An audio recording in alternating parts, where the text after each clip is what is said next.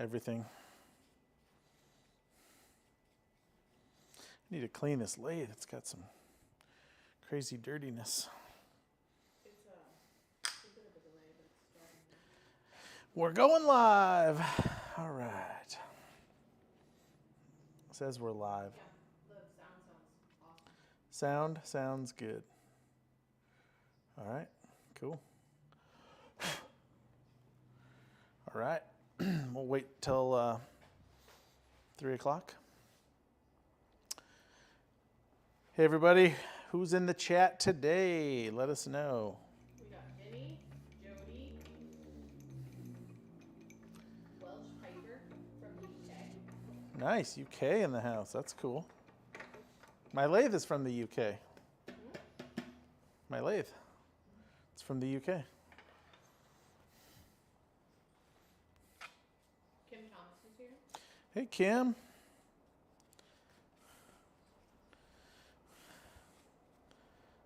All right.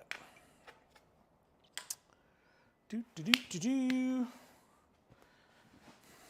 It's not a Mike is here. custom pen one. Tim is here. What's up, Mike? Tim. Mike's from Connecticut? I didn't know that. I assume CT is Connecticut. California, Larry from California. Very nice. All right, we got one more minute. Oh, is it 3? All right, we'll get going. Look at those spider webs up there. That's crazy. That's gotta be a big spider. All right, everybody, we'll get started here. It's 3 o'clock. If you're in the chat, let us know who you are and where you're from. Some of you are already doing that. That's cool. I'm Chad from Turner's Warehouse. Today I've got Amy on the chat. You can't see her, but I'm pointing at her. So if you have questions, anything throughout this, try to keep it, I guess, turning related, although whatever questions are fine, I guess, too. Usually the chat is always helpful and answers questions, but Amy will also throw questions to me as time goes on. So we'll have some fun. What we're going to do, let's kind of talk real quick agenda, what we're going to cover. But please hang on, even if you're like, that sounds boring, because I think it'll be worth it. We're going to talk about drilling. We're going to do some blank drilling on the lathe. That's kind of a topic I get a lot. Should I drill on the lathe or on a drill press or with a hand drill or whatever? So we're going to do some drilling. We're going to do some pen turning. We're going to turn a Cyclone from Beaufort Inc. And this is a really cool kit. So if this kit isn't on your radar, it probably should be. And I'll explain why here in a minute. It's got some very key differences that I'll tell you about that are really cool. And we're going to turn it out of some really crazy Cocobolo. We got a new shipment of Cocobolo last week, and it was super stunning. So I immediately grabbed a few to turn today. And then I actually grabbed a handful. I didn't look. I just grabbed a handful to kind of give you a sampling of what they look like. But we're going to talk about that and gluing in tubes.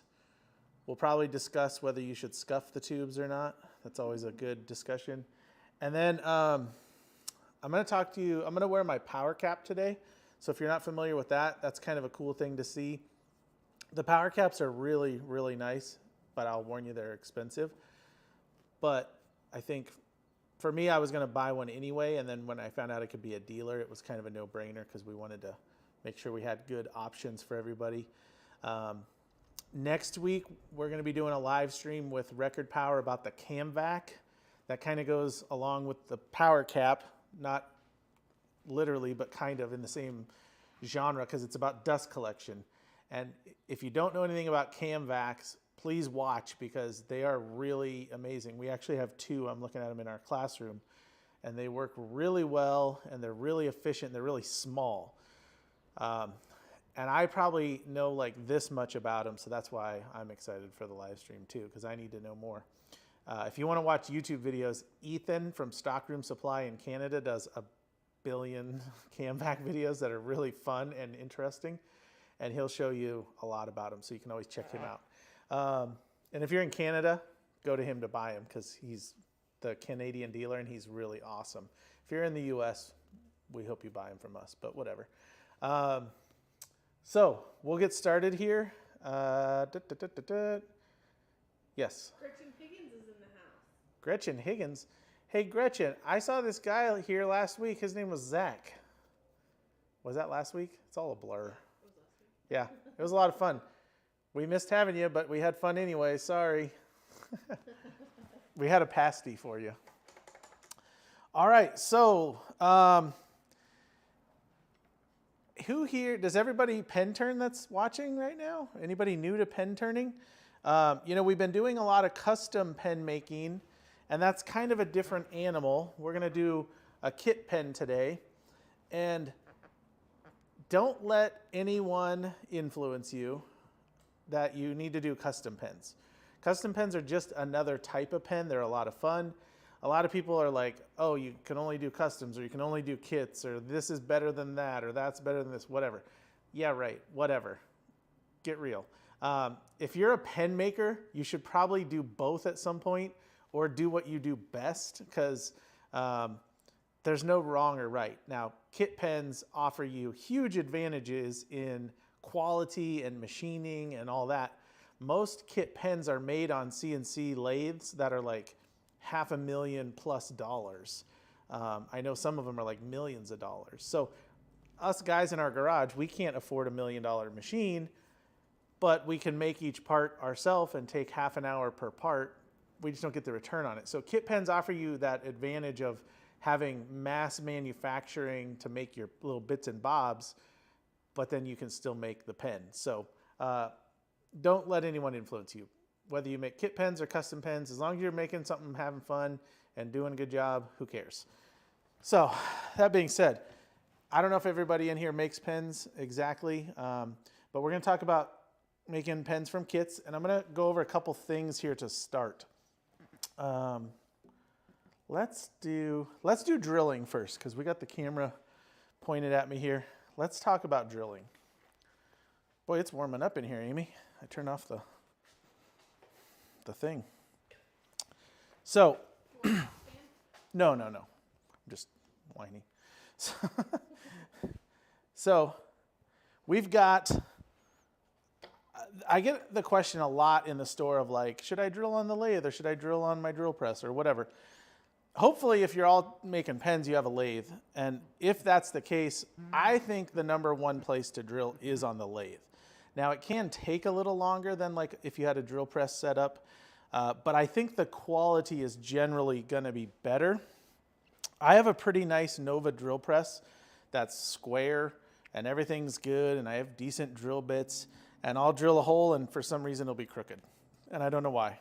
It drives Kurt that works with me nuts. So it's kind of funny, but not really.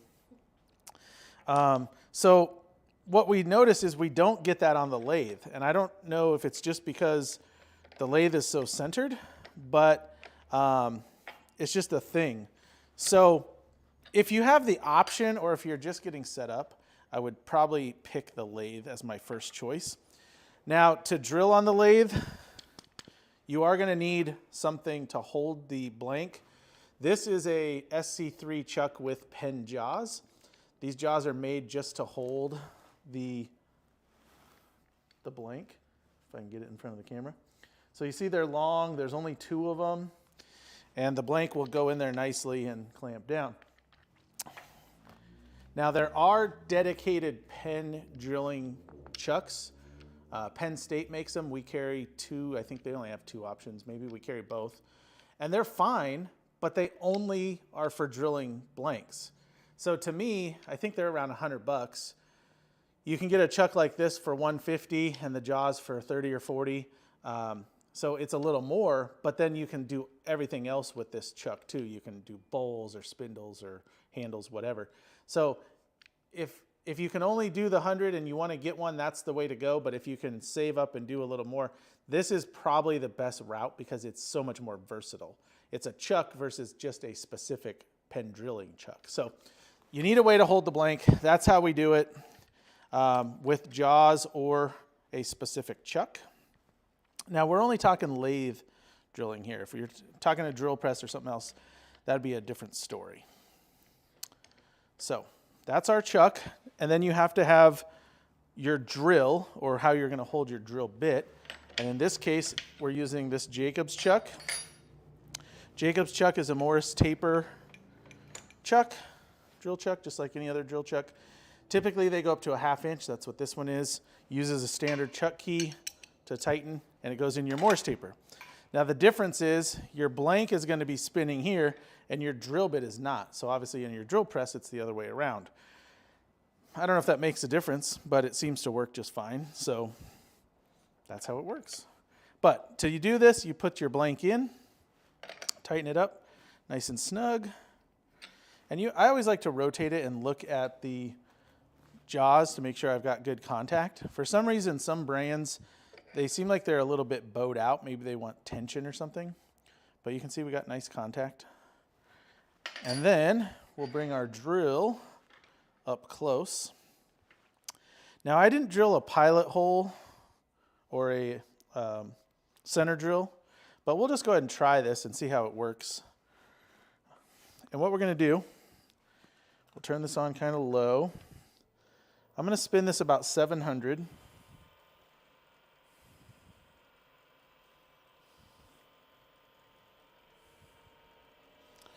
And I want my tailstock locked. And I want this kind of just touching snug but not tight, because I got to be able to move my quill. And I'm going to hold my drill chuck. I'll try to hold it under so you can see. And I'm going to advance it. Now I've got a brad point bit in this. So it kind of centers up, I guess, a little bit on its own. I'm a little tight. This bit is really old. And since it's a brad point, I can't sharpen it, so I probably need to get a new one. But I'm just advancing this in. Yeah, this bit is super weak. But it's working, it's cutting. It's just not cutting fast or well. Now I'm going to back this up every now and then because I want to clear my shavings. Now they popped off, so that's a good sign. If they're all packed in there, it generally means you went a little too far and you're starting to melt that dust or pack that dust. Let's back it up. Yeah, it popped out pretty good. And this is, oh, I should have mentioned, this is a Choya. This isn't what we're turning, but this is just something I was going to drill anyway. This is a Choya and resin blank. So it's wood and resin. And that doesn't really make a difference as far as the technique, but just as far as the shavings. Because if it was all resin, then I wouldn't have any wood. And the wood kind of helps cool it down and keep it from getting super tight when you have the resin as well. See there, we're starting to get dust, which isn't ideal, but it happens. So we're backing that up.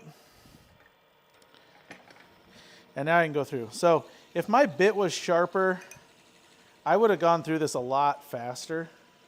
Now I do, one thing that's kind of cool, I'm gonna stop this, is when this is spinning, I can look through this gap and see the back of the blank. So what I'm gonna look for is when my brad point tip pops through, I'm gonna really slow down and go carefully, because what I don't wanna do is push out the back and break it, because that's a lot of blank issues are from breaking the back. So I'm just watching this back end. Okay, so I just saw the tip pop through. So now I'm gonna just slowly cut through, and you can kind of hear it. There it goes, and it just cut the back off. So I'm through.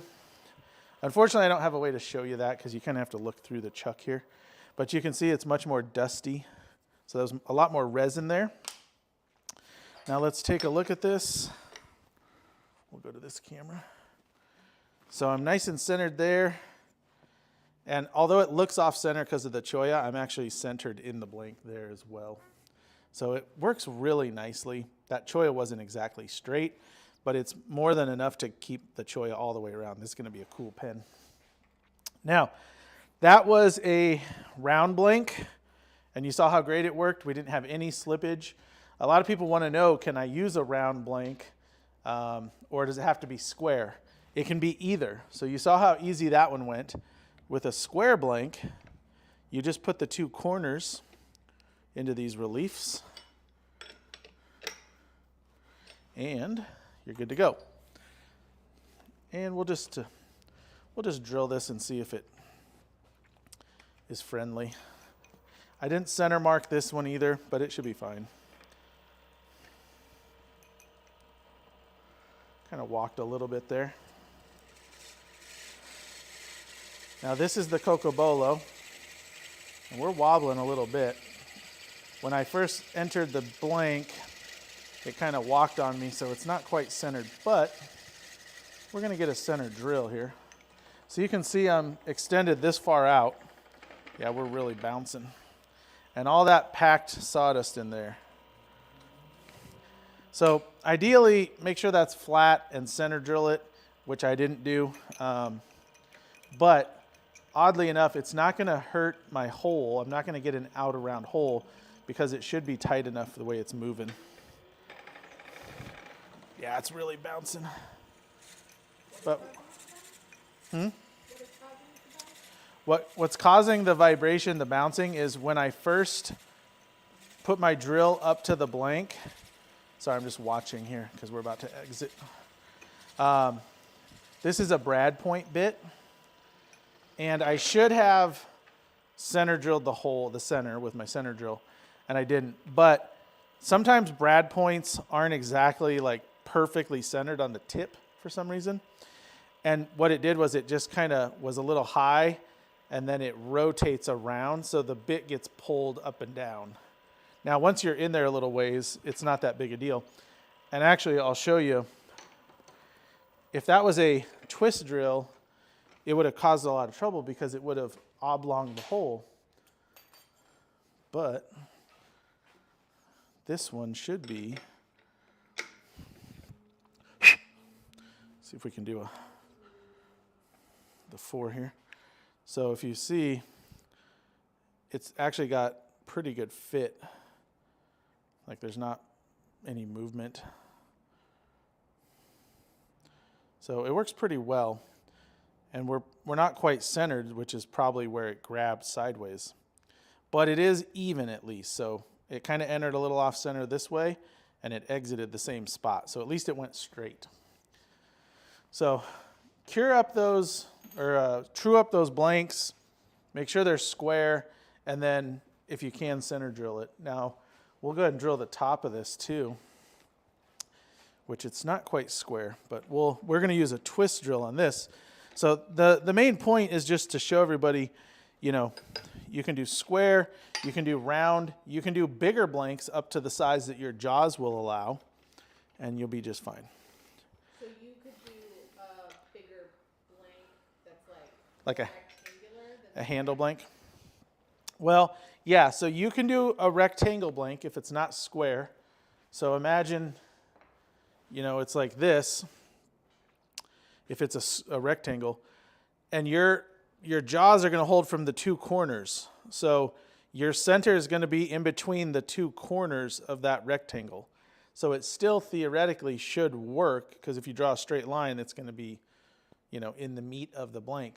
But it's typically better to get it square if you can, or at least closer to square. And that'll just give you more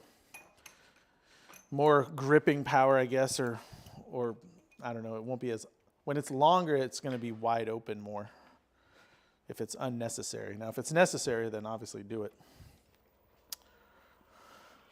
Robert asked, what do you do when drilling a longer blade that's not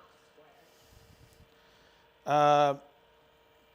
Robert, what do you mean by what do you do longer blank that's not square?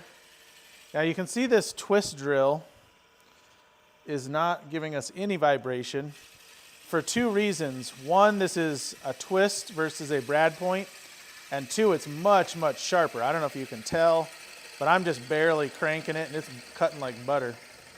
Now I need to clear my shavings, but this is cutting so much nicer. I'm not sure I understand the question. Let me know what you mean. We also have a question that's just about blank type. Okay. We have a question from Mark in the UK. What's the difference between a resin and a polymer blank? The question is, what's the difference between a resin and a polymer blank? Is that right? Yeah. So I'm assuming you mean polymer resin? Ooh, look at that. See, it started to get hot. Look black. The question is, what's the difference between a polymer and a resin blank? Well, there's a couple things there. So resin is kind of a generic term because there's a million types of resins. There's urethane resins, there's poly resins, there's epoxy resin. So resin is kind of generic. So it's more specific, like Alumilite is a urethane resin, whereas like liquid diamonds that I use is an epoxy resin. So they're both resins. Poly resin is probably referring to polyester resin. Poly resin blanks are typically more brittle. Didn't we do a video on the different types of resins? That might be a good thing. We posted a video talking about epoxy versus urethane versus polys. That would be probably worth checking out. But the short is epoxies and urethane resins turn really nicely. They polish really nicely. They have relatively low odor. They kind of act the same. The main difference is in the making, the pouring and curing. Epoxies take longer. Poly resins, polyester resins, which are typically like anything like acryluster or I don't know, acetate or something. Like there's a bunch of different names. Those are more like a fiberglass polyester resin, and they use a resin with a hardener that's put in it. Now, just so you know, the hardener that you put in it is like super toxic. If you get it in your eye, you go blind. That kind of craziness. They stink. They're horribly smelly. They're horrible to pour. They're horribly smelly. They're real chippy and brittle when you turn them. The positive is they are super clear and they look awesome. So, but it's not worth it even with that to me. Like I don't turn poly resin unless I have to for some reason. That being said, like a bunch of the $4 blanks that we have, the like mass-produced blanks that every pen supply has that are really cool pattern stuff, those are almost all poly resin or polyester resin. And they're fine. They're easy to turn like with negative rake or something, but they're harder, they're more brittle, but they are cheaper, but they do polish really nice. So there's all these give and takes with every type. And we got a clarification on the longer blank part. So, Okay. what about a longer pen blank that has a slight warp? Like it's longer, but it's warped. For drilling a long warped pen blank, I mean, I don't know that there's a good answer. Hold it however you can. Like obviously if the blank was long and warped out here, you wouldn't be able to drill it. So you're gonna have to do something else. Most pen blanks, you're gonna cut to the size of the tube or relatively close. So unless it's just a long one piece, you shouldn't need super long blanks, but you'll have to cut it or trim it or do something with it because you can't really drill something that's super warped if the end is not in line. So it kind of makes it hard. All right, good questions. So that's some Cocobolo there. Check this out. That's the one we just drilled. Looks good. All right. Now let's talk. Yeah, that's good stuff. If you guys have any other questions, throw them out. So this is the Cocobolo that I'm using today. It's really nice. Cocobolo is a cool wood. It has lots of colors in it. You'll see like oranges, browns, reds. There's purple in it. Sometimes it has lines like that or stripes depending on how it's cut. One thing to keep in mind, Cocobolo to some people is very, you have an allergy to it, I guess. So be sure you know if you can turn Cocobolo. Now I hate to say this out loud, but I've been turning this stuff for like 15, 20 years and I don't have an allergy. But I hear that you can develop it later, so I don't want to risk it. That's why I'm going to turn with my power cap. Now, I've been touching it, and I've got the dust on my hands. Some people say they get rashes right away from it. I was just talking to somebody today that just gets rashes. So make sure if you have any reaction to it, you stay away from it. It's just like any of the woods that are like ironwood or ebony. They kind of have like weird oils in them. So make sure you protect yourself. Have good ventilation or whatever you need. But Cocobolo is one I've heard of a lot lately, which is a bummer because it's super beautiful. So yeah, just be aware. Now, let's talk about gluing. So we just glued these blanks. I'm just going to do this right here. And there's a couple things to keep in mind.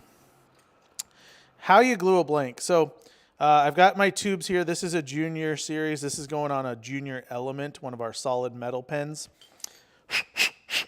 Make sure all the dust is out of those. And I'm going to glue these tubes in. Now, these are unscuffed. Does anybody think you have to scuff a tube? What's everybody's feeling on scuffing or not scuffing? Dang, look at this blank. Look how bright and orange it is inside. And it's like got this line. That thing's killer.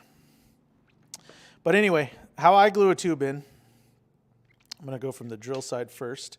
I take my thick CA. This is BSI thick.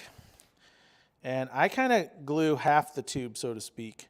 And I just keep it moving. You'll see me twisting back and forth here. And I go all the way around this bottom. You're not on the right camera. Oh, I'm not on the right camera. Sorry. Good call. Okay. So, glad you caught me. I was not on the right camera. So what I did was I put glue around half this tube, and I'm just moving it. And I want to enter the tube, or the blank, and I'm just going to spin it. And you can see all that glue gets pushed up. Now I'm going to push this in, and I just want it to kind of stop on this end. If I'm a little more, I can kind of tap it or push it. That looks pretty good. So I'm going to spray it with accelerator and set it aside. And I'll show you that again since I wasn't on the right camera. I'm glad you caught me. I did it. It was totally Mike. Well, way to go, Mike. I'm answering a question. You get 2 stars. Remember that time Zach did like 20 minutes on the wrong camera? That was so funny. No one, he hadn't looked at the chat, so he didn't. Yeah, everyone was like, camera, camera. That was super funny. Okay, so what I was saying before I didn't have it on the right camera, I'm just using BSI, and I'm going to do like half the tube. You can see this perfectly unscuffed tube. I like to talk about scuffing the tubes or not. And I'm going to spin it, and I'm just going back and forth. And the reason I'm going back and forth is so it doesn't drip all over my table. So I did about half the tube, and then I'm just going to rotate it and push it in. And I like to use the caps. You don't have to rotate it, I guess. But once it looks good, I'm going to let some of that glue kind of get around the edge, and we'll spritz it. Now, we'll let that sit a sec. And we want to kind of think about this. And our goal here is to give ourselves as much chance of this succeeding and looking awesome as we can. So a few years ago, I think, Zach over at Resin Works posted a video about putting a plug in and then taking a thin. So this was thick for gluing in the tube. And now this is BSI super thin. And you kind of just come around here and squirt it down and let it soak down around. And what it's doing is getting down around any kind of gapping around that tube and the wood. So it's hopefully filling in anything that I missed when I push the tube in. Now we'll do it one more time here. So I'm just going to put that plug in. And I'm just kind of like putting a bead of glue and letting it settle in. And this really does help with blowouts caused by, I like to try to pop it out before it dries, but you can see it cured pretty quick. Probably had some accelerator on it from when I sprayed the other one. But this really does reduce blowouts from bad gluing. And I don't necessarily think I do bad gluing, but sometimes you just miss a spot that really needed some glue and it causes a blowout. So these are ready to go. They need to be squared, and then we can turn them. So magically, I will square them, and now, boom, they're squared. It's like a baking show, although there's the original. So here's the other set that I prepped ahead of time. Because one, I'd want to square these and wait a little while for the glue to actually dry inside. But we don't want to sit here and watch a glue dry. At least I don't think you do. So I have this set ready to go, and these are really good Cocobolo as well. Since these are squared, I squared these on the squaring jig on the sander. If you have any questions on what that means, there's a video we have on that. And all we're doing is squaring the blank to the tube inside and getting the material up to the edge of the tube. And what I'm doing here is just using my little, whatever this is called, bevel trimmer, reamer. And I'm just getting any glue or little edge from the sander off. And these are ready to go. We have another question. What fun. Yes, question. Do you use anything to clean out the oils out of the holes before gluing the tubes? Do you use anything to clean out the oils in the holes of the blank? That's a good question. And you definitely can. For oily blanks like Cocobolo or Ironwood or whatever, use like acetone or something. I didn't on these, and I actually, honestly, I typically don't. I don't like the acetone because sometimes it changes the color. It'll like pull some of the color out of it. Now on the inside, it wouldn't matter too much. But on the outside, a lot of people will wipe Cocobolo down with acetone or mineral spirits or something. And I don't like to, just because I don't want to mess up any color tones that I have. We'll talk about that more in depth. But as far as for gluing, if you have that available, I would do it. It will do nothing but help you as far as the quality of the glue up. So why would you not, right? Okay. Let's talk about mounting the pen blanks on the lathe. So we're going to come back over here. Now, like I said, this is a Beaufort ink kit. This is the Cyclone. And so we're going to use Cyclone bushings, or as they call them in England, bushes. And what we are looking at here, there's 2 cap bushings. These are the same size. And then there's 2 lower tube bushings, and one is bigger and one is smaller. The smaller is the far end of the pen, the end of the body. And the larger is the center where the ink end is. I'm losing my words here. Now I do want to make sure that my blanks are lined up. There we go. So that's my line. And it is important with this. A lot of times with resin, I don't have to worry about it because there's no grain, but this actually has a grain line that I want to follow. But that's not what I want to talk about. So we're going to mount these bushings. And I like to do this with every pen I do. I just kind of line them up, make sure it looks right. Oh, I got a little burr. Oh, I think I got glue in there. Hold on. Missed something. Yeah, looked like a chunk of glue flew out, but maybe not. Oh, there's a big chunk right there. Anyway, while I do this all. So I like to lay these out just for the sake of making sure I have the right bushings, I have the right orientation. If you're doing a bunch of pens at once for something, it's good to have them laid out so you can kind of make sure you're shaping similarly. All right. I think I got it. Yep, okay, got the glue. So that's how the pen will be. This is the cap, this is the body. Now, let's talk about these bushings real quick. These are really nice bushings. They're from Beaufort. They're made for this kit. These are what I would call dual purpose bushings. They have a hole through so that I can mount them on a mandrel. But they also have a 60-degree bevel on the inside, if that shows. And the reason being is then you can use a 60-degree dead center and a 60-degree live center and turn between centers. So to do that, you would need a live center. Now this is an example of a live center that's not 60 degrees. I don't know what this is, maybe more like 50. I didn't measure it. But like I use this Falcon set. This tip is a 60-degree tip. So I can mount my blank between centers. And to me, this is how you will get the best quality. It's not that much different than a good pen mandrel, but it is better in my opinion. But I only do it when I have bushings that work for this. So a lot of pens I make just use a mandrel, and that's fine. But if you have the options, you can use this. Now, if you're going to use a mandrel, your tube and bushings mount on the mandrel, and then you have a mandrel saver. You can also put a bunch of spacers in here and use a nut if your mandrel came with that. But I do recommend getting a mandrel saver because it not only saves your mandrel, it pushes on your bushings instead of your mandrel, It's a better quality for your turning project, and I feel it's less wear on your lathe. Whether that's true or not, I don't know, but it seems like it is to me. So we'll go with it. Alan says hard lunge tip. The inner diameter on the Cyclone bushings are slightly smaller than other bushings. And then Mark from Hobble Creek was like ditto on that one. On what? The bushings? The bushings, yeah. The inner diameter? I'll have to look at that. Yeah, hold on one sec. So this Falcon, I just took the 60-degree tip out.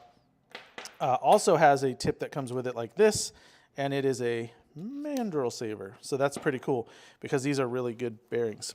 So who said that? Mark and? Yeah, Alan and Mark.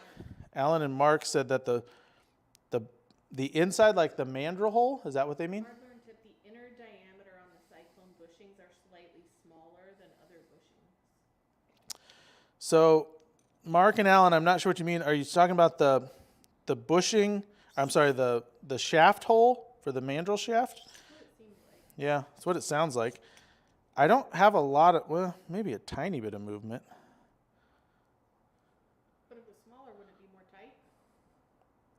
Slightly smaller. Oh yeah, so I guess if it was smaller, it'd be tighter, and these certainly aren't tight. If anything, I feel like there's a tiny bit of movement, but just barely. Alan says, yep, inner hole. Yeah, so mine are not tight, so I'm not sure. Let's try the bottoms. Yeah, I mean, they're free. And like I said, if anything, I feel like there's a tiny bit of play in it, but just barely.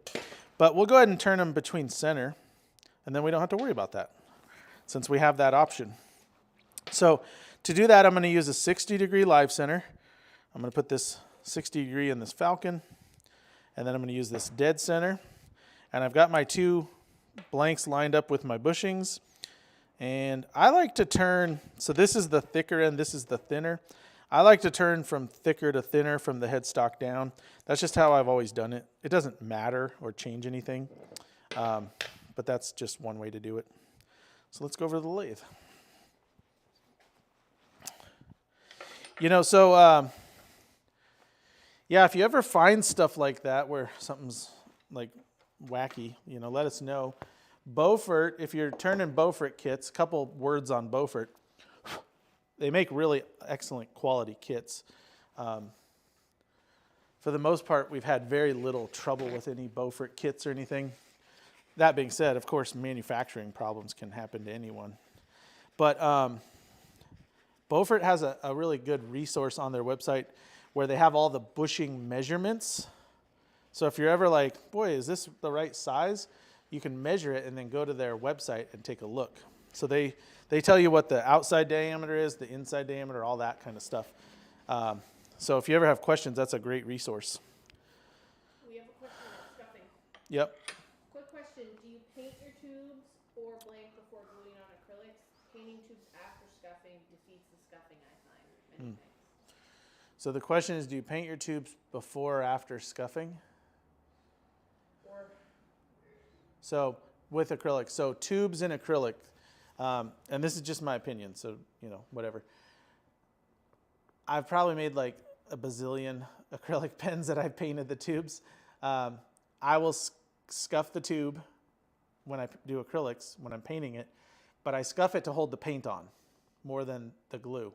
So I'll scuff it, I'll paint it, and then I will paint the inside of the blank that I drilled the hole through. And how I do that, I get asked this a lot. I'll have to just do a quick video sometime.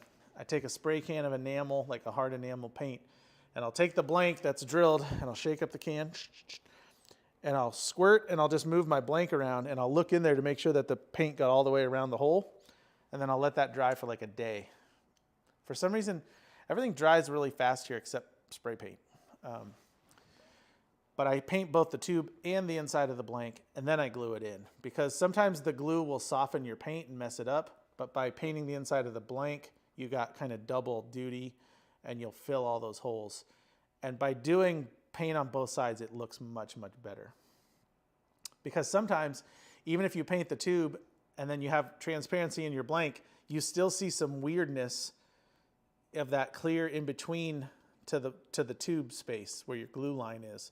So by painting both, you have less of that or less chance of that. So Paint them both, let them sit till the next day, then glue them together. Hope that helps. And I don't scuff the tube after it's painted. I just glue the paint right in. Sound good? Okay. And I paint everything almost. So typically if I'm doing, unless for some reason I'm trying to make it see-through, which really is a bummer, I paint every tube. I either use, we sell a bunch of powder coated tubes for like the common stuff like Monarch and Bolt Action and Junior. I use those first because powder coat is awesome because it's hard. Like there's no getting around it. You can scuff those if you want. They still are painted. But obviously we carry a whole bunch of other kits that don't have powder coated tubes available. So I spray everything that's going in acrylic, whether it looks like it's opaque or not. If there's any chance that it, I mean, you're turning so thin that you're gonna have some transparency by accident. And it's so much better to paint it and not need it painted than to wish you painted it, because there's nothing worse than a pen that has a tube showing that just drives you nuts. You just want to get rid of it. So paint it if you're not sure. And I just use like the Krylon enamel, and it works really well. So yeah. All right. Now all that prep work, let's turn this thing. So I was telling you guys I was going to use, okay, let me jump back here. So I'm going to mount this up, and what's cool is I've got my centers.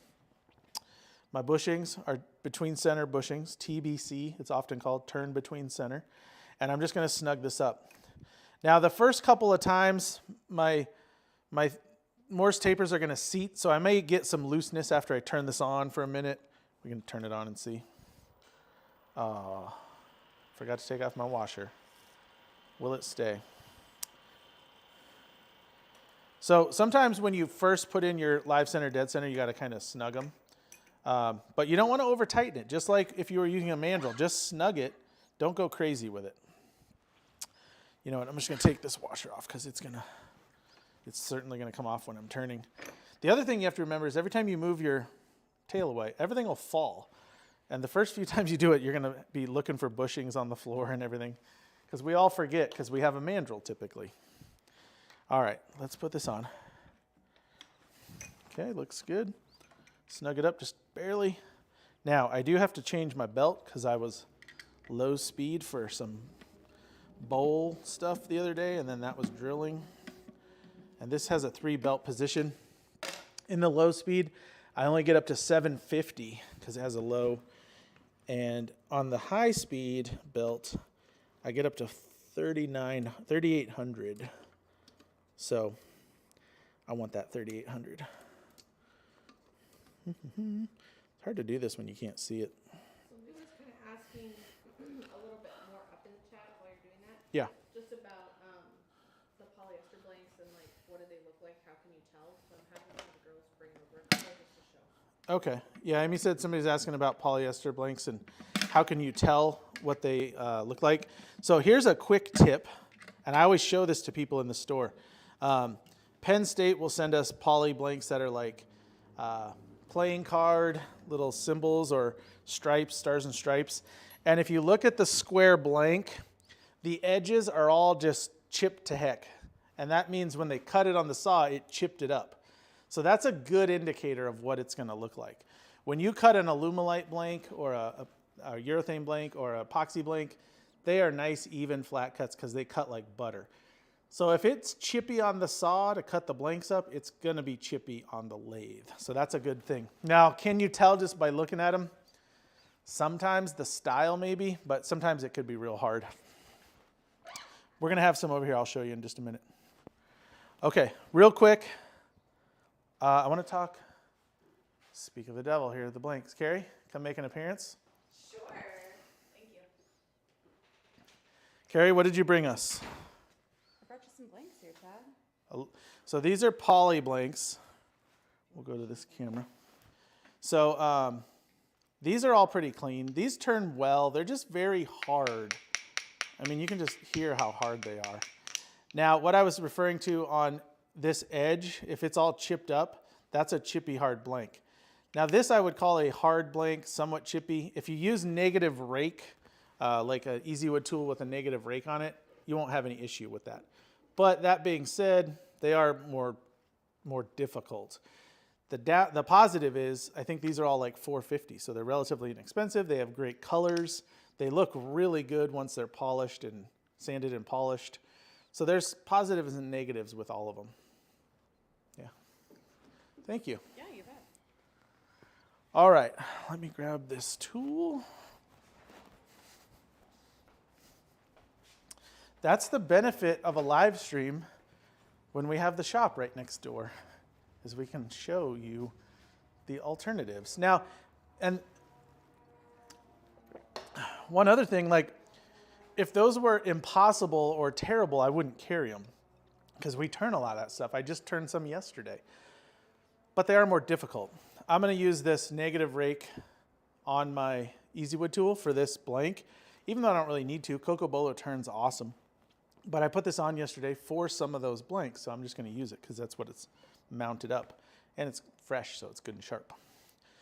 Yeah, so I hope that answered that question. Not really a visual way to do it other than just the style or the look kind of shows. You were saying earlier that you don't mess with poly. You were talking about casting it. Yeah, good clarification. So when I said I don't mess with poly, I meant I don't cast with polyester anymore. Polyester resin I used for years, and it's just so horribly stinky. Like it like stinks into the walls. Like you can't get rid of the smell, and it's offensively smelly. It like burns your nose and your eyes. So it's not good stuff to cast with. The blanks, they kind of smell like it a little bit when you turn it, but it goes away real quick because it's not like a chemical smell. It's just like a material smell once it's hard. So they still stink, but not as bad as when you're casting the stuff. Pretty gross. All right, good questions on blanks. If I missed anything, let me know. All right, so real quick, let's talk power cap. If you guys have seen this box back here, I'm actually leaving the box here. I might put it on the floor because I want to keep this thing nice. I did a quick video on this the other day when we got them in. And it's been really cool. Couple things though. We're out of stock. However, we do have more coming, and the distributor does drop ship for us. So if you buy one of these right now, you're not going to get it for a couple weeks, but the positive is you'll be on the list to get it because they seem to sell out pretty much every shipment. They come from England or somewhere over in Europe.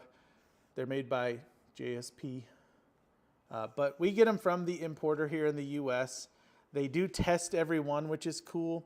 So if you get one and it's open or it looks like it was opened, it was, because they want to test the American plug and make sure the battery pack's all good before they ship it. So I'm fine with it. But they do open them and turn them on.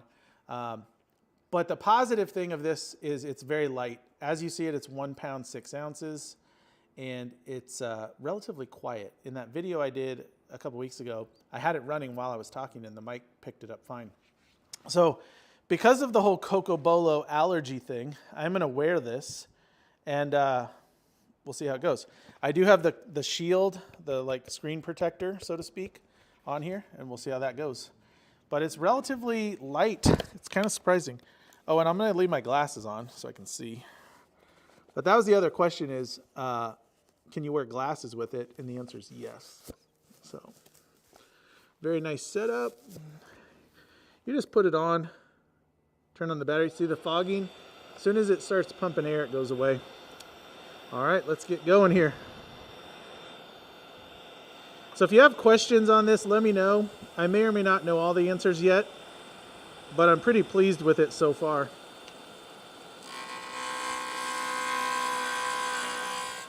And this is a negative rake radius 2 square cutter.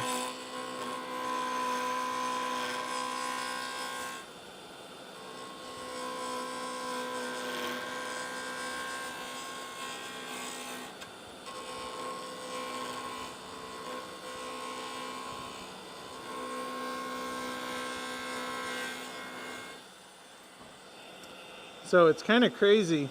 I live in Arizona. It's hot all the time, even in the winter.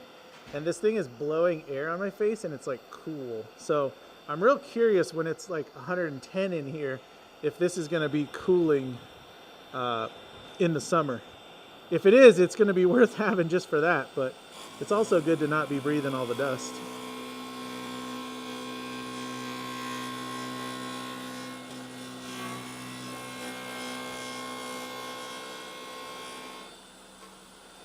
Are you getting dust over there?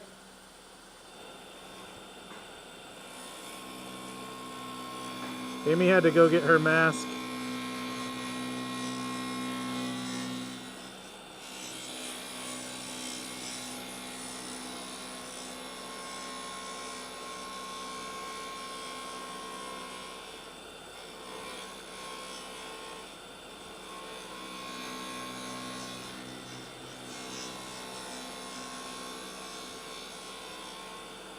All right, let's take a look at this. And let me know, can you guys still hear me just fine with this little pump running? Oh man, look at that. Let's see here. I gotta zoom in. You can still hear okay? Oh good, that's what I was wondering. That is a sick piece of Cocobolo right there. And actually, so I saw one of these. We had a local customer and he bought a couple of these earlier. And I said, hey, look at that thing. It has like chatoyancy in it, which I haven't seen a lot, but it totally had that.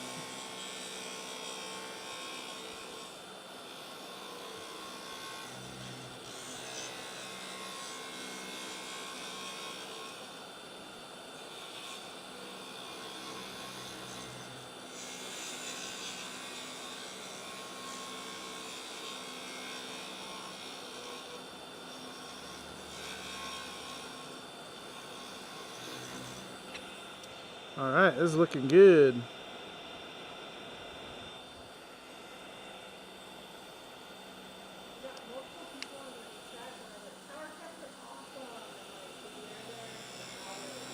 Oh, Amy said that multiple people have power caps. That's good to hear. A local friend had one too that really liked it. I mean, I had a lot of good reasons to go for them. You know, I'll tell you guys, like, from a business standpoint, the margins aren't great, but I was like, that doesn't really matter.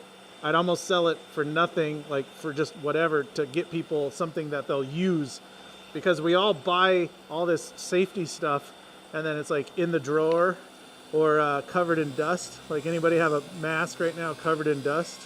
That's not a good sign, right? But even with good dust collection, you got to be careful of this fine stuff. What speed am I turning at? Presently I am at 3,970 RPMs.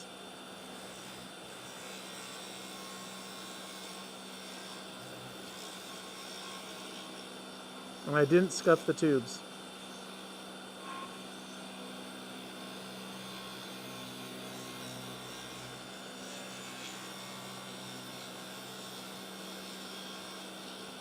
Oh, I didn't even mention the Regent thing.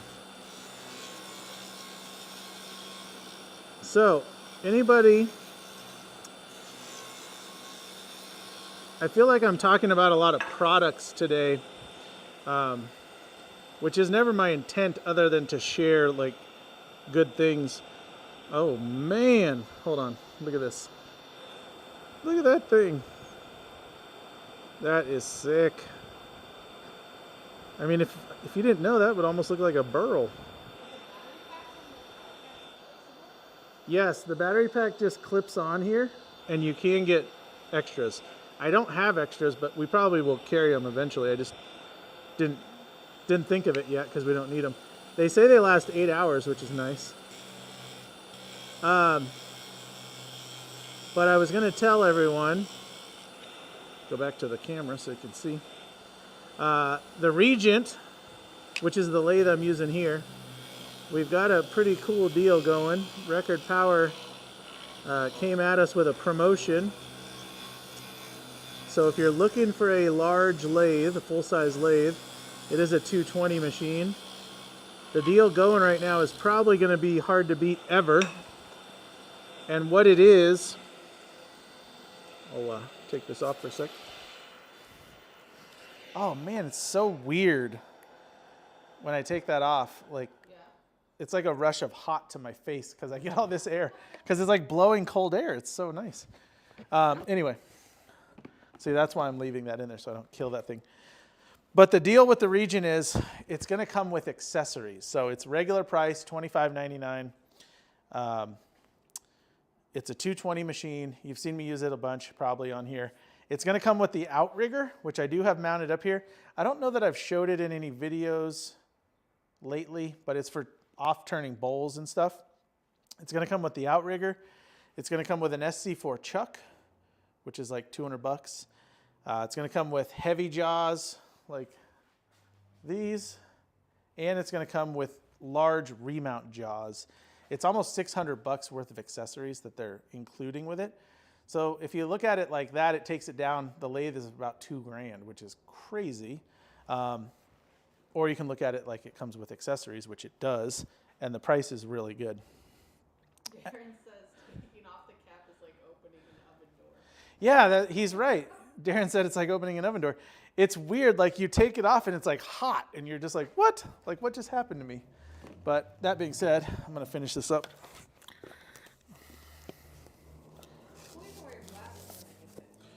Yeah, somebody asked me about wearing glasses, and I was like, you know, I did it the other day, and I didn't even notice. Because it's all soft on the sides. Like, there's air pushing out, so this doesn't have to be tight on my face. Because I have a large face, a little extra skin, and it's not tight here, so that's kind of nice. All right, we just got a tiny bit more here.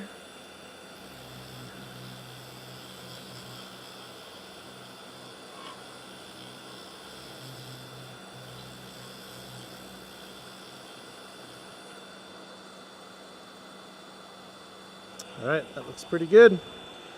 So when you're changing your blank, remember, kind of support it because it's going to hit the ground. But there we go. Let's take a look at that.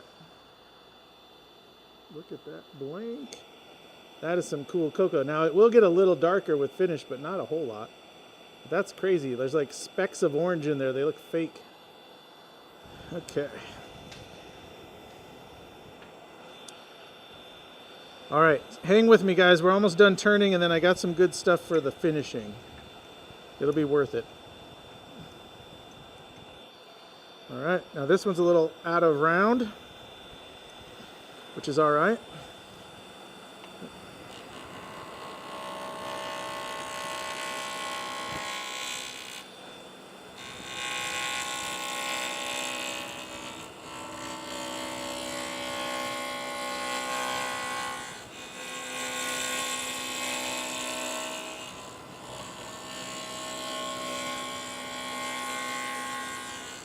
And I like to use my rougher kind of like that. I hold it kind of like, almost like a diamond. And I just like to move that across. And that helps me get rid of the corners real easy without any pressure. I'm not putting a lot of strain on the wood, risking a blowout or a chip out.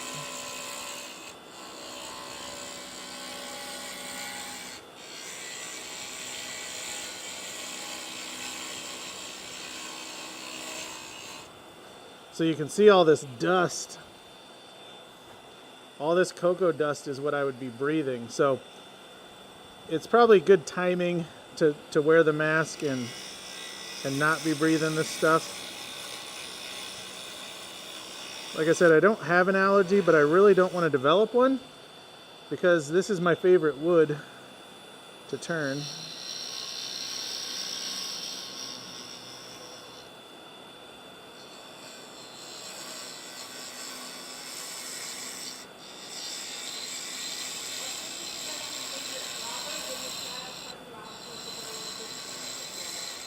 Oh, it's so cool. This wood is so, like, every batch is different. Sometimes it's darker, sometimes it's got more purple, sometimes it's got more orange, sometimes it's brown. Like, just depending on where it comes from and when it was cut, it's totally different stuff. It's a great wood. I have a Cocobolo bowl blank I've been saving that I need to turn.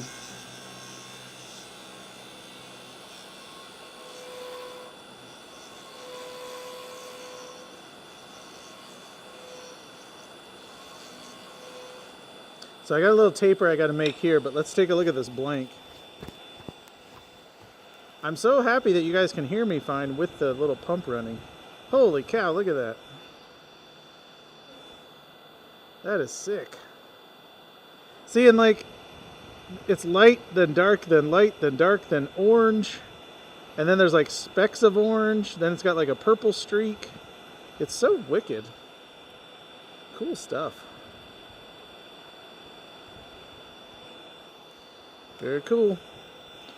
There is like a film of fine dust on the lathe though.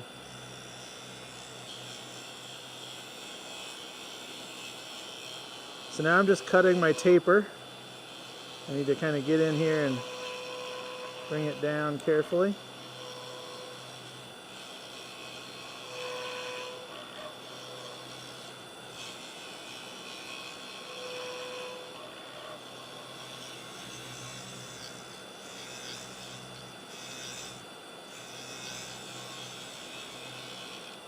Hey, one other thing, because people ask me a lot, is about holding the tool. Because you see me a lot holding the tool with my fingers like this. And somebody was just asking me yesterday. It's mostly because my hands and fingers don't roll well. I wish I could hold it under comfortably, but it just doesn't work. So I either am pushing down or like on something small, I'll use my fingertips. But there's not a right or wrong way to do it. So just do what's comfortable. For me, this is the best. All right. I think we're pretty much gonna flatten that right there.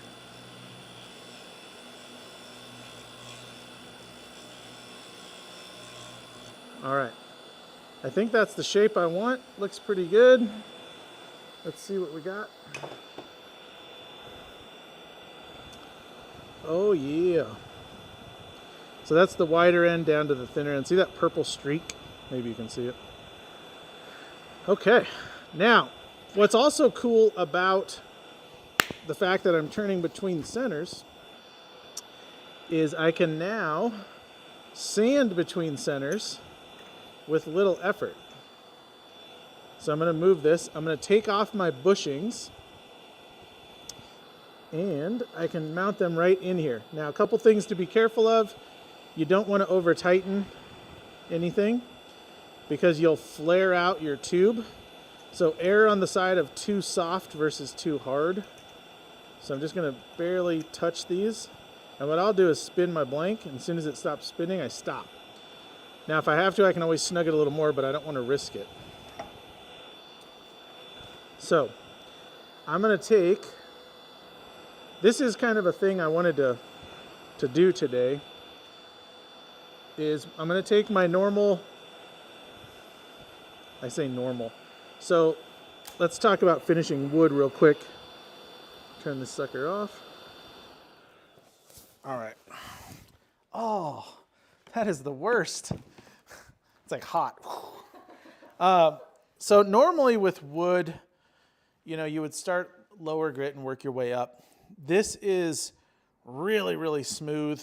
There's not a lot of tool marks. Maybe a couple like tiny little tool marks. But I want to, I've never put sanding sealer on Cocobolo. If anyone in the chat has put sanding sealer on Cocobolo, let us know, especially if it didn't work. But I've been using so much sanding sealer with Yorkshire grit to make woods look good. I figured sanding sealer, then Yorkshire grit might be enough with the Cocobolo. I might not even need like a friction finish. So my thought was I would hand sand this. I'm going to get the ends here.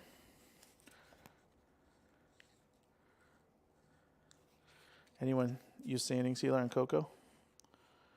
Cocobolo. But I don't have to take off a lot here. So this is 600. I got to snug it a tiny bit. We came loose. And it's really going to be hard to sand with the grain here. So I'm just going to sand long ways. If I start kicking up any dust, I'm going to put the power cap on because it will also cool my face. Kim says she's done it. It worked fine for her, but it did turn her rag red. Yeah, I bet. All right, so we're gonna try it. We're gonna experiment on this really nice piece of Cocobolo here. Now the problem is, you see I've got all this dust on here, so we've got to get this off. And I hate to do it. We're gonna have to use like mineral spirits or something. I don't know what else we could do. But see, that looks like all the sanding I need.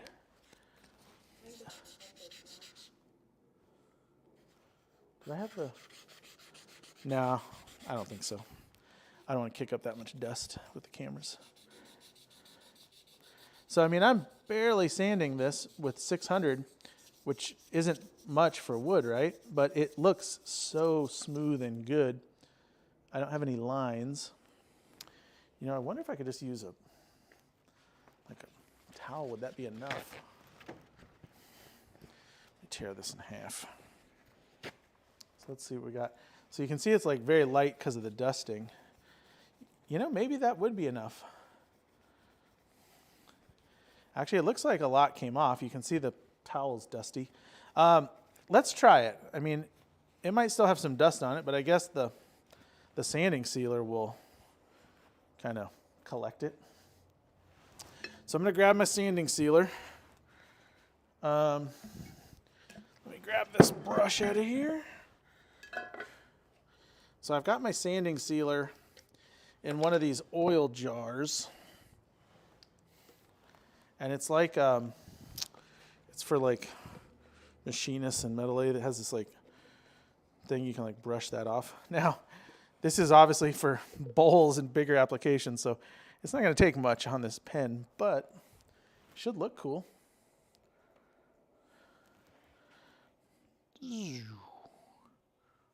Whoa. I don't see how this could turn out badly based on this initial bit. Now, that's a lot of sanding sealer because that brush really put it on. So I'm actually going to wipe some off. Holy cow, that looks awesome.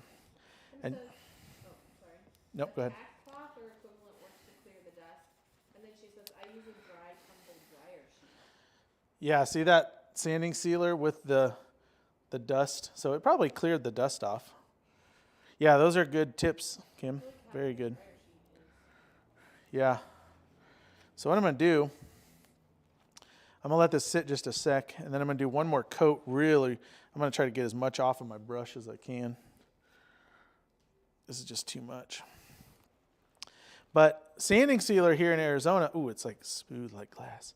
Dries super fast. Like in the summer, it's like 10 seconds, and it's as dry as could be.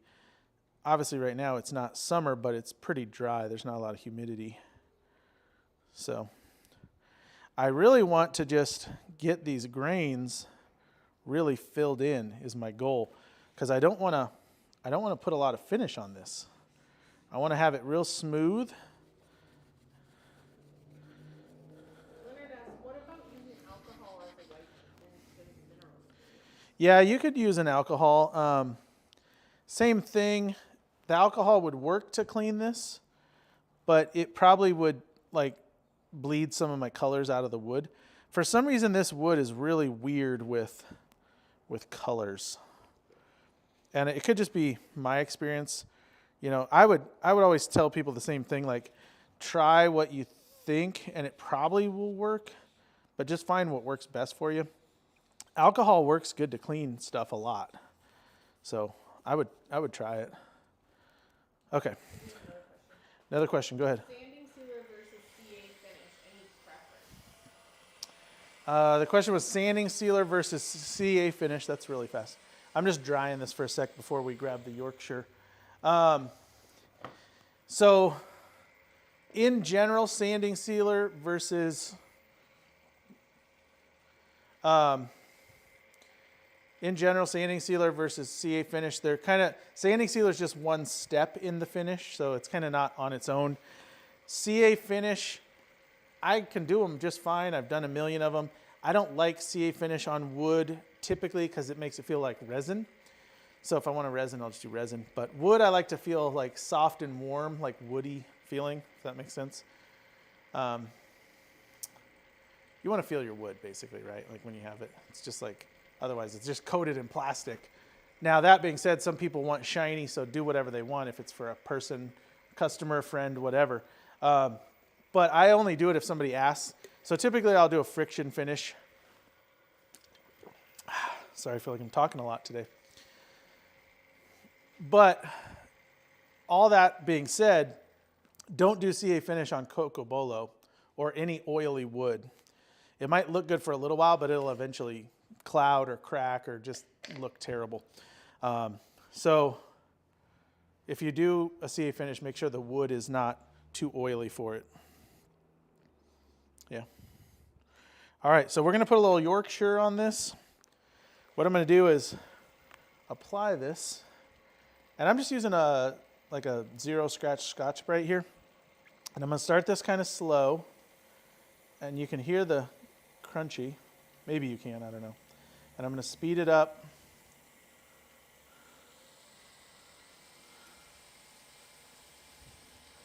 And I think we're getting good there.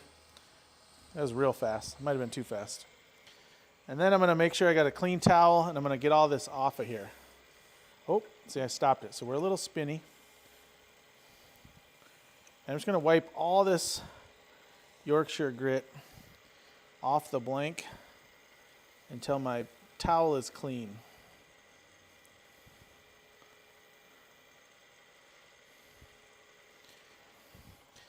That looks pretty clean. Let me get a fresh spot. Yeah, if you want to see, if you guys are good at CA, that's cool. If you need help, I do have a video where I show like a 5-minute CA finish. It just takes a little practice. I think I've done them so much now I could do it without looking at it. All right, that looks... Hey, Charles Stanley, I know him. Hey, look at that. So that is essentially no finish. That is sanding sealer. Then the sanding sealer sanded off with the Yorkshire grit. And now we just have a nice shiny wood blank. Look at the, come on. How do you compete with that? You can't cast a blank better than that. Can you? Okay, we are going to put a finish on it though, because it'd be weird not to. Does the sanding sealer still turn fine dust particles white? Does the sanding sealer turn fine dust particles white, like in the wood? You know, if it does, it's not on here. I don't think it does. I think that's dust that's not, I don't know. I mean, you get white spots from dust, but once it gets wet with sanding sealer or anything like that, it's usually not white anymore, but maybe. But let's put this on. So what we're going to use is, we're going to use Mylan's friction finish. This is my go-to. You guys are probably sick of hearing about it. I'm going to put 1 drop. So let's look. I'm going to turn on the lathe slow. I'm going to put 1 drop right here, and I'm going to work it super slow across this. Now, if I need more, no big deal, but just watch this blank as this 1 drop comes across here. I mean, you can already see the shine coming out of it. Now, this is a long blank, but that drop is pretty gone. I'm going to go to a fresh spot, and I'm going to start at the other end and meet in the middle.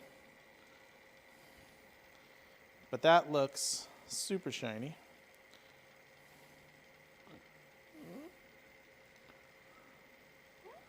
And I'm only moving the towel in where the drop was because I don't want it just dry towel.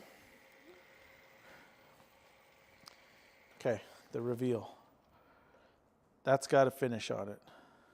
So what I'm looking for, I'm kind of looking down and I'm trying to get different angles of the light hitting it. I'm looking for any dull spots. And since I have my glasses on, I can actually see it. It's kind of awesome versus like, yeah, that looks great. Oh, look how good it looks. Then I go like this. Ah, what's that? I wish I could show this like better. The blank is phenomenal. Let's see here. Come on, camera, get us. The camera's mad. There we go. Is that too much? I mean, that looks so good. Now, if I had any dull spots or if I needed more finish, I would let this spin for a little while, just on low, and then I would do another drop. Also, if you can wait a couple hours or even to the next day and then come back and do another drop, it looks so much better. Patience pays off with this kind of thing. We're going to do another drop here in just a second because we're actually going to assemble this pen. You want to grab the press for me with the little, make sure those little black things are on it, the little bushing things. So we're going to do one more drop here, just like we did the first two. Whoop. And I'm just going to kind of go across the whole thing. Because I've got finish on the whole thing now, I'm just kind of filling it in or, giving it a little polish. And now I'm just going to let this spin for just a sec. So the next one I'll go a little quicker and we can kind of see the difference here. We'll look at the difference right now. But this is going to look really good. But if you do those coats, especially with like a friction, high build friction like this, less is more. If you use too much, it's going to get sticky and gummy and gooey. It's not going to look shiny and smooth. And we want that hard, smooth, shiny look without being plastic. So less is more. You can always add a little more. But waiting until tomorrow and then doing it again would look phenomenal.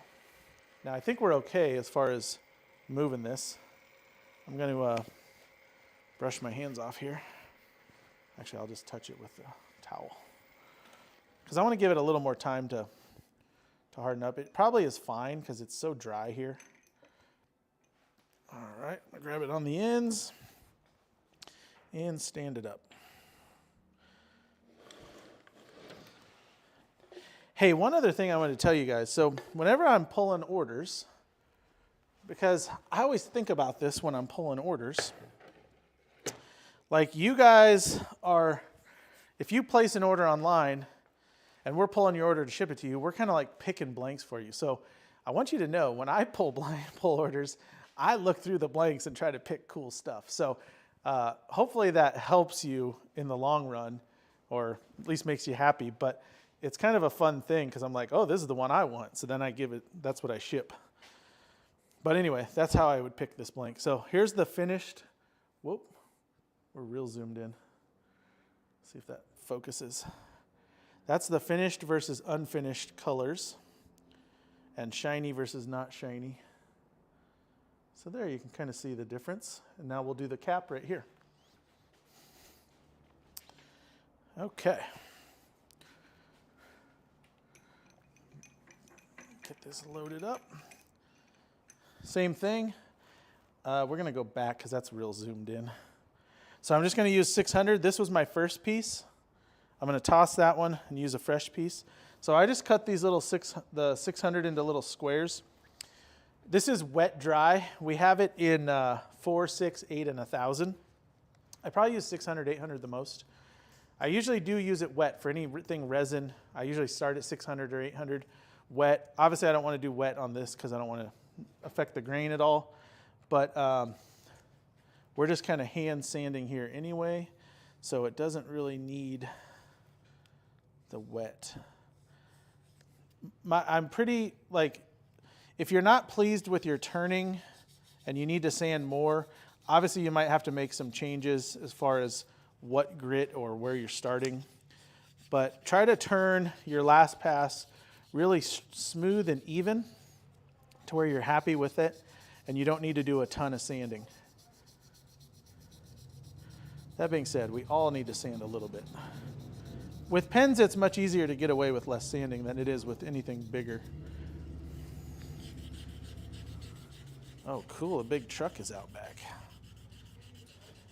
Mike says I'm going to order some cocoa too. Chad ready to Who, Mike?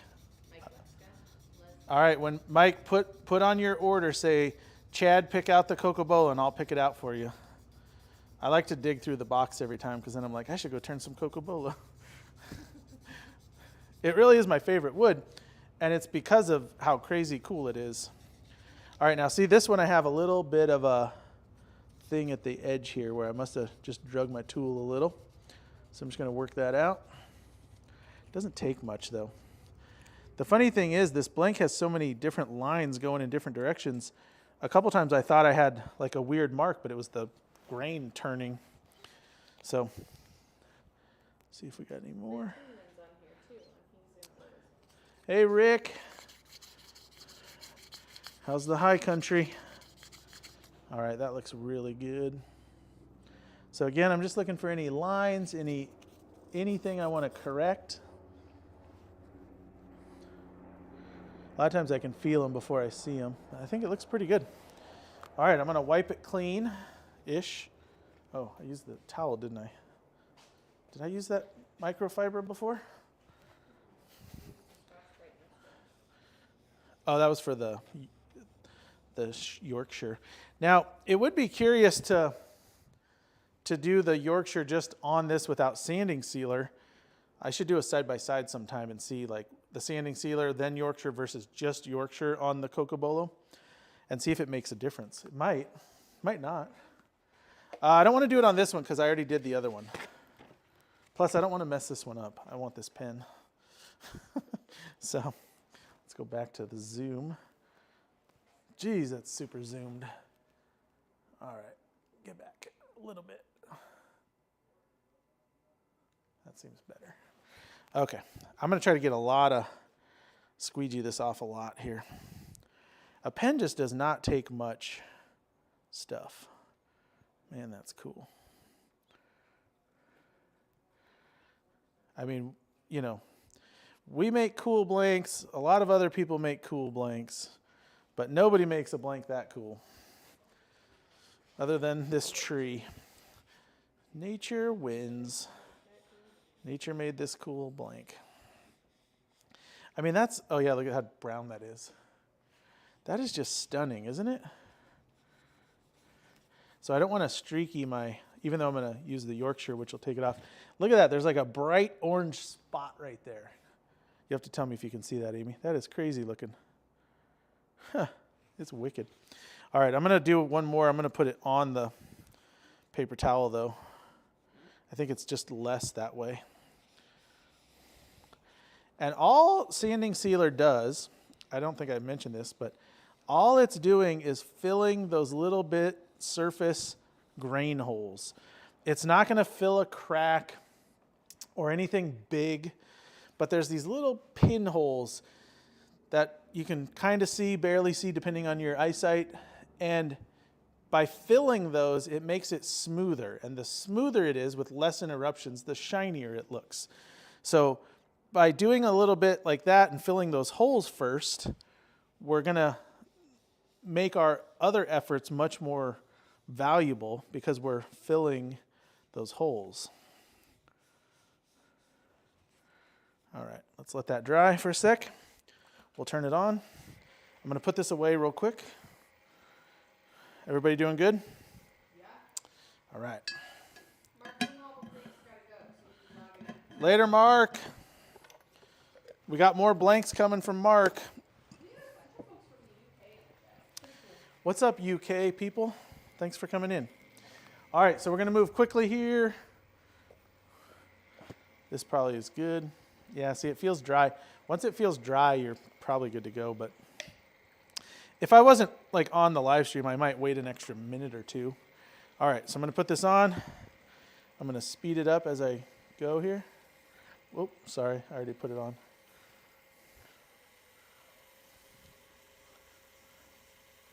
And again, this is just a no-scratch Scotch-Brite pad. And I find it's better than just dipping paper towels in there. It's kind of always got a little goo on it from the jar.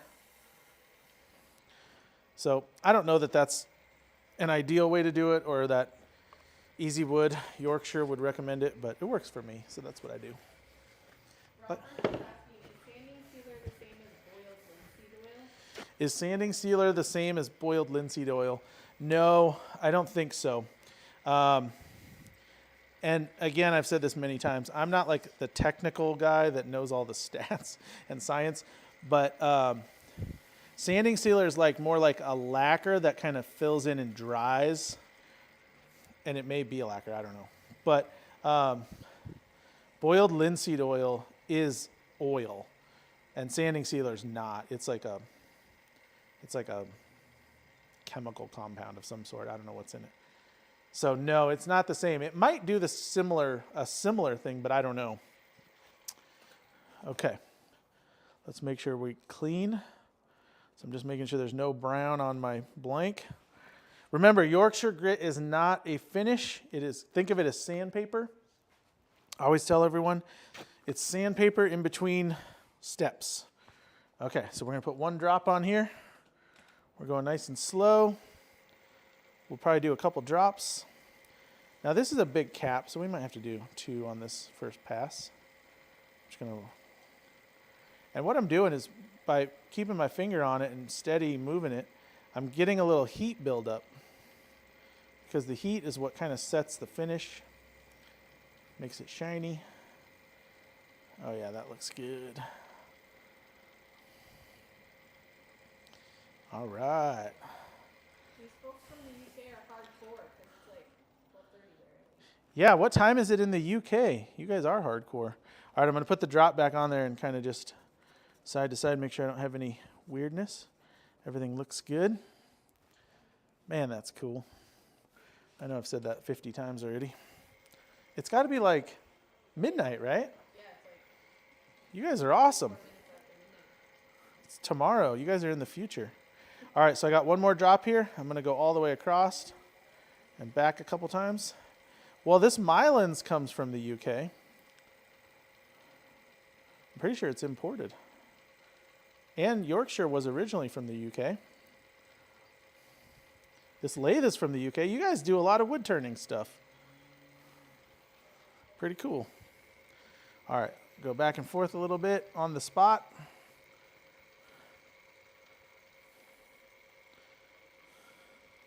Okay, I'm going to shut this off. And I just want to look from different angles, make sure I don't have any weirdness or any lines. See, even using the sanding sealer, I can still see little dot grain holes, but they're bigger, so they're probably too big for the sanding sealer. Man, that looks good. Okay, I'm going to let this spin while we go over to the table. I'm going to wipe my hands off here. Okay, this kit is pretty cool. It's pretty straightforward. It's kind of like a junior series kit. If you've made any of those, I'm going to lay it out here so I don't scratch it all. It does come with a converter and a cartridge, which is real nice. I opened this up for the thumbnail picture you all saw. There's the finial. Now, what I like about this kit is it comes with a number 6 nib. So you got this nice big old nib. It's kind of heavy, like this finial feels like heavy metal.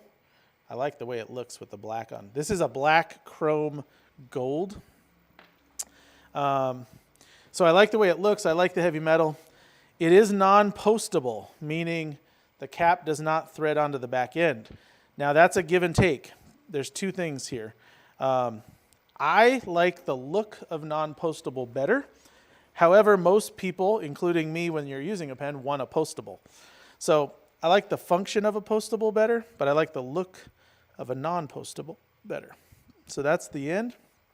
You can see this is the tapered end, and that's the small. And then we've got the section end right there. So that's how we're going to press this together. And this is backwards, so I got to make sure I don't mess it up. All right, I'm going to get a little paper towel here, because this is, actually, you know what? I got masking tape right here. So what I'm going to do is just put a little dot of masking tape on my press, because it's metal, and I've used this for years, so it's kind of chewed up a little, and I don't want it to scratch my finial. So little masking tape trick. Now, if you're new to this, press 1 piece at a time. We'll do it. We want to make sure it's all lined up, all centered and squared. Put the blocks in. And I hate to touch this a lot with my fingers until it sits a little longer. Make sure it's starting square. Press it in. And that looks pretty good. Now we got the other end. Don't put the threads in there. It's, like I said, it's a lot like a junior. So if you've done juniors, this will seem real familiar. And I'm going to kind of hold it down at this end. So I want to get that pressing straight. Come back, put a block in, and then press. Now, just because my fingers have a lot of stuff on them, I'm going to not hold it. It's cool because there's little details in this kit, like this accent ring on the section looks really cool. It kind of goes with the gold trim on different things. So now we can grab the cap. This has just been spinning the whole time. Oh, what do you guys think? Give it a yes or a no. If you like it, make sure you like the video for us. Oh man, that's cool. Anybody hate it? Who doesn't like it? Is there anyone who's like, that's terrible? I mean, look at that thing. Oh, look at my finger. See, that's what I don't want on my blank is it's just like the buildup of the dust and the grease. No, there's no grease, but there's probably like Yorkshire on the inside where the metal was that I didn't get out with my paper towel. So I don't want to touch that and then touch the side of my blank. So looks good. Let's assemble now. Oh, go ahead. We have a question. Yeah, it's about Yorkshire. Okay. Would you suggest original or microfine Yorkshire? Having not used, what would be the different applications for the two types? The question is, would I recommend original or microfine? And the answer is both or either. So the way I understand it, the original is for wood, the microfine is for wood, resin, or resin. However, I know a bunch of people, including me lately, who have been using the original then the microfine together, and it works really good on wood. And then I just use the microfine by itself on resin. I don't use the original. And I think the original just has bigger grit in it.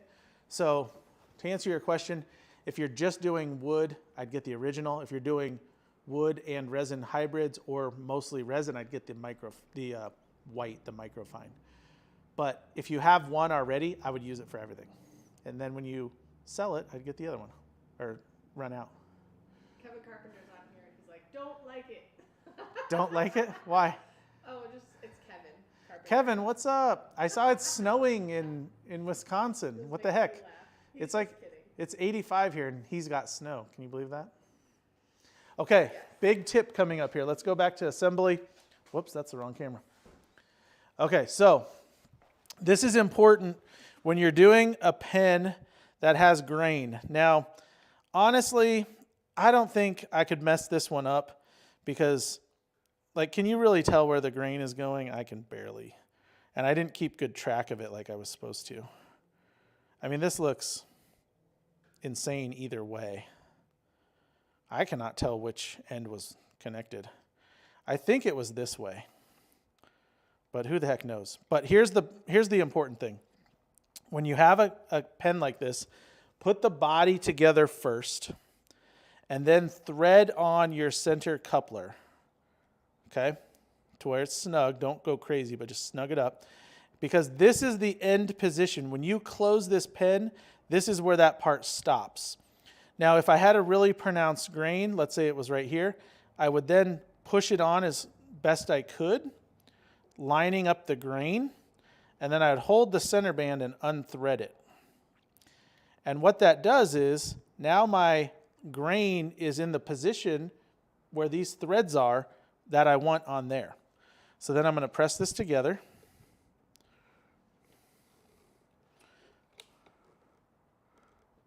Nice and snug.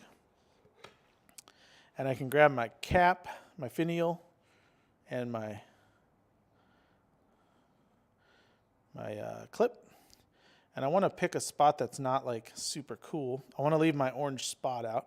So I'm going to put the clip right there. And that's tough. That whole thing is super cool. Yeah, like I said, there's not a wrong place to put this one because it looks awesome. Now, if that made sense what I was saying, when I thread this back on, it should be right where I wanted it. So that's where I put it. It's really hard to tell because the grain is literally all over the place. However, if it was like straight, that line should be right there, because by assembling it in that order, the body, then putting the cap on, the center band cap, and then assembling it that way, I have all my grain lined up. So that's a little tip I learned the hard way over the years of not lining stuff up or doing it backwards. Let's bring this over here. We'll do a little show. Somebody says put a Sharpie mark on the inside of the tube to maintain alignment. Yeah, Sharpie on the inside of the tube is the way to go. I normally do that, and I totally forgot. But that's a great way to do it. Looks really pretty. And then we have another question. Yep, another question. Go ahead. Can friction polish be applied over CA for a more natural look? I mostly use CA because purely I make timber segmented blanks, but I love this finish. So can friction finish be put over CA? I believe so, but I don't know. I've never done it. I would just do like a little scrap. I'd turn it, sand it, put a good CA finish on it, and then try it out and see. I don't know that it would do anything though, because really you're just protecting the CA. So I think it's kind of one or the other. I don't think it would benefit you to do both, but you could try it if you want to know if it works. I don't know. I've never done it. And I've never put CA over a friction finish. Like if I did a pen like this and did friction finish, I've never gone back and put CA over it, because you're adding oils and other things onto it that will not like the CA in the long run. And you'll get cracking and grazing and crazing. So what do you guys think? This came out pretty good. Really pretty. I mean, I think this is a pretty awesome pen. This, like I said, this Cyclone, if it's not on your radar, it should be.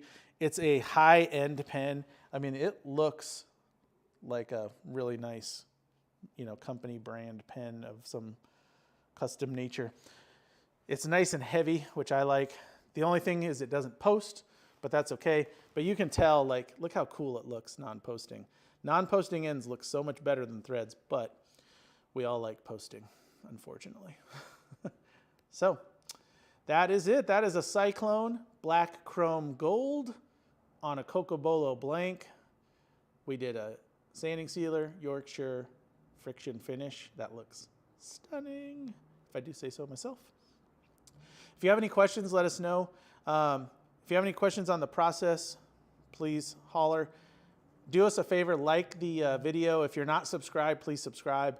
And if you would, share us, because getting out there helps us keep doing this stuff, because hopefully people will get into this and they'll buy their pen kits from us instead of Amazon or something else. So let us know what you think. And if you want a power cap, I know we talked about that.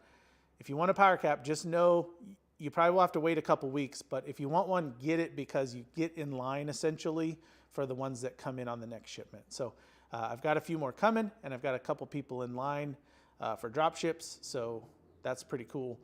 I'm pretty stoked about that mask. I'm gonna see this summer what it's really capable of when I wear it for like 6 hours at a time. So, all right, everybody, I'll post some pictures of this in the Facebook group. If you're not on the Facebook Turner's Warehouse Turning team, go join and post some cool pictures, and I'll post this one up there. All right, thanks for watching. Did I miss anything? I don't think so. All right, Amy says, Lively peace chat, out. guys. It was really fun. Yeah, good chat today. Thanks for watching, everybody. We're out of here.